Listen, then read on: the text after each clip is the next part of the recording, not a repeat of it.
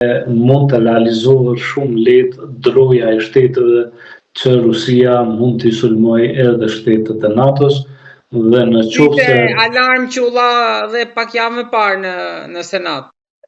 Dhe në qoftë se SBA-ja largohet nga NATO ose i lën vetëm partnerët evropian të jenë pjesë e NATO-s, duke mos qenë ajo pjesë e NATO-s, dhe atë pason Britania e Madhe, që është logjika e veprimit anglo-amerikan gjithmonë, por edhe në krahun tjetër Turqia mund të bëjë lëvizjet e saj, do të thonë të ndjekë Amerikën dhe Anglinë, pastaj Evropa do të ngelet e ekspozuar e mesin e tyre. Që edhe Turqia mund të tërhiqet se Ballkanin e ka si zonë influence.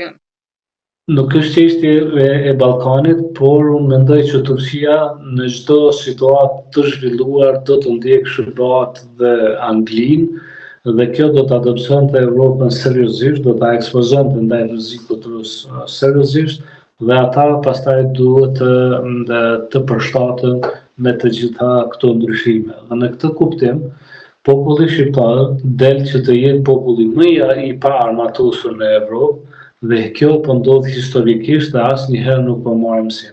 Dhe kur e bëjmë këtë analizën, pse na ndodh kjo, konkluzioni është i thjeshtë. Ne kemi lider të cilët i qasën politikës jo për interesin kombëtar, por për interesat e tyre të ngushta, veprimet dhe vendimet e tyre politike i shkojnë në atë drejtim që të jenë përfitues ata vetë, familjet e tyre dhe grupacionet e tyre dhe jo shteti dhe kombi, dhe për këtë arsye e rrezikojnë tërësinë territoriale dhe e lënë popullin e Kosovës dhe popullin shqiptar gjithandej të ekspozuar ndaj rrezikeve që i sillin armisht. Lejo të kundërshtoj se Kurti tha që ne s'kemi nevojë tani do marrim raketat, Javelin edhe nuk kemi nevojë as për tanke për të shkatëruar ato serbe. Plus kontratat që u shkruan edhe disa javë më parë për furnizim armati nga Shtetet e Bashkuara. Pra, më duket se kur në krahasim me Shqipërinë po ecim më shpejt Kosova. Shqipëria ka strukturë tjetër të mbrojtjes, ka traditën ushtarake, ka njerëz të edukuar të ushtrisë, i ka bunkerët të saj, i ka strehimorët, e ka detin në të cilën Serbia nuk mund t'i qasët. Për të arritur Shqipërinë, Serbia duhet të kalojë nëpër Kosovë, që është shumë më e vështirë se sa që mendohet, dhe në konceptin ushtarak Shqipëria është më e mbrojtur se sa Kosova. Kosova është më ekspozuar. Në dy, kryeministri Kurti po përpiqet përmes një retorike zgjedhore të fshihë edhe disa dështime të cilat nuk i ja kemi thënë në publik, sidomos që investimet e tij në ushtri prej një buxheti prej mbi 12 miliard euro sa ka menaxhuar për 4 vite dhe të blejën armatime në 360 ose 400 milion janë jashtëzakonisht pak, duke i ditur që Serbia po investon 1.6 miliard euro në buxhet të rregullt, ka kontraktuar avion Rafale në vlerë prej 3 miliard euro nga Franca, po merr sisteme të sofistikuara të armatimit nga Kina, po ndihmohet nga Rusia, ka bërë aleanca për furnizim të rregullt nga Izraeli dhe të gjitha këto, domethënë, mund ta japin efektin e vet. Dhe kur i krahason investimet e Kosovës për 4 vite, për 5 vite të qeverisjes në anën e blerjes të sistemeve të armatimit, me investimet që i ka bërë armiku ynë, domethënë ne kemi një asimetri serioze.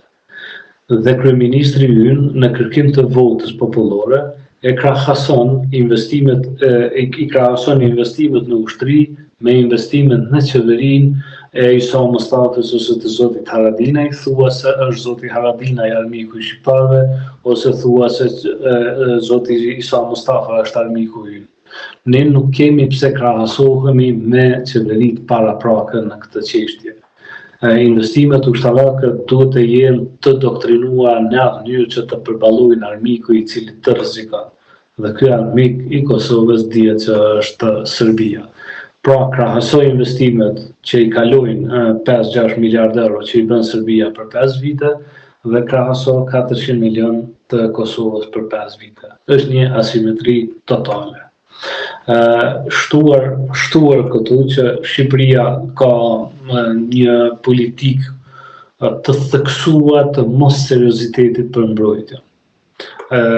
Janë mjaftuar, domethënë, me antarësimin e NATO, me të pasurit një ushtri simbolike, më tepër të karakterit të një garde si temi ceremoniale, sesa një ushtri operative. Kemi hequr asnjërin e luftës me Fqinjët, me Greqinë jemi mungon infrastruktura e prodhimit të armëve dhe të sistemeve, vetëm tashmë ka filluar të ketë një ide që duhet të futen në riprodhim të paktën fabrika e municionit dhe të tjera, por të gjitha këto janë jo serioze. Shqipëria vazhdon të mos ketë bombardues ajror, nuk ka flotë ajrore, domethënë sistemet kundërajrore po ashtu mungojnë dhe ka një çoroditje totale në mendsinë politike të Shqipërisë, e cila në kohën në të cilën po futemi mund ta ekspozojë dhe ta rrezikojë seriozisht gjithçka që pasurinë e shqiptarëve, tokën e tyre, shtetin e tyre dhe të armën e tyre. Prandaj, të kthehemi të lidhim këto me zgjedhjet.